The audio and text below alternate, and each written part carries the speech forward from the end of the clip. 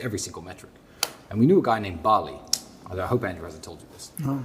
So he was a lawyer, probably 50,000 pounds a year. And he drove a $400,000 Ferrari, a 400,000 pound Ferrari, and a 500,000 pound Rolls Royce sometimes.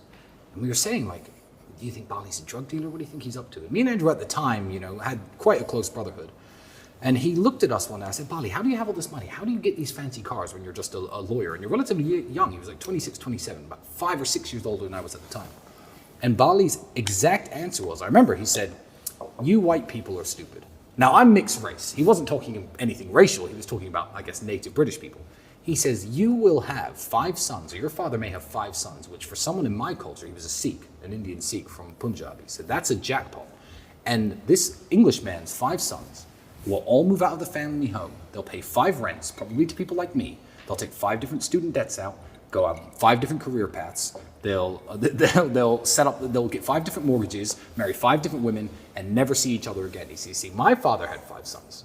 Now, I'm a lawyer. My brother's a dentist. My father's an engineer. My other brother owns a construction company. And every single skill set that they needed to flourish was within the household. So we all live in the family home. We pool our resources. Our women work together and prepare food for us. We work. And every time that we have new children or the family is expanded, we just expand the house. My brother owns a construction company. And that way, as a group, we have 3 Toyotas, 1 Ferrari, and 1 Rolls Royce. And we can all use them anytime we like.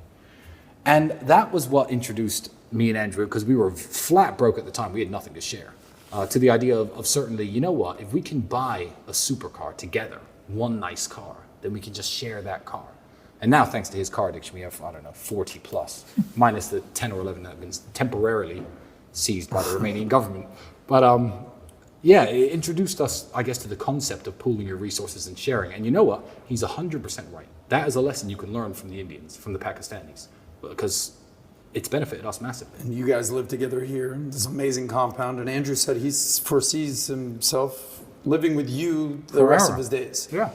How much of a factor was those stories from the Punjab guys to today living in Romania? You know what? That was massive. And I don't speak to Bali anymore. So if you're out there, Bali, and you're listening, thank you for that. But people will even ask that nowadays. The way that, when you're a high net worth individual, the way things are owned is very tricky.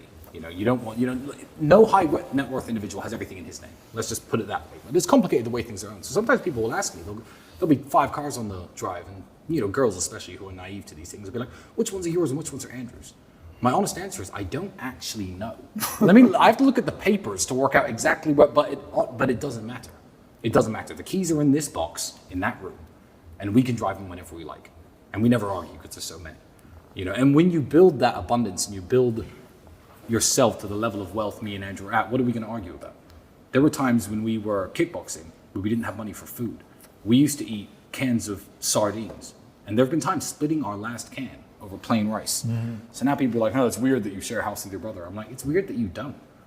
I used to share my last can of food with him, and now we can't live in the same house. I've got 9 bedrooms. It's not like we're cramped for space. And otherwise, we just live in 2 separate houses with 4.5 bedrooms each. And drive to each other's houses every day? It wouldn't make sense. There's got to be 100% trust for this to work.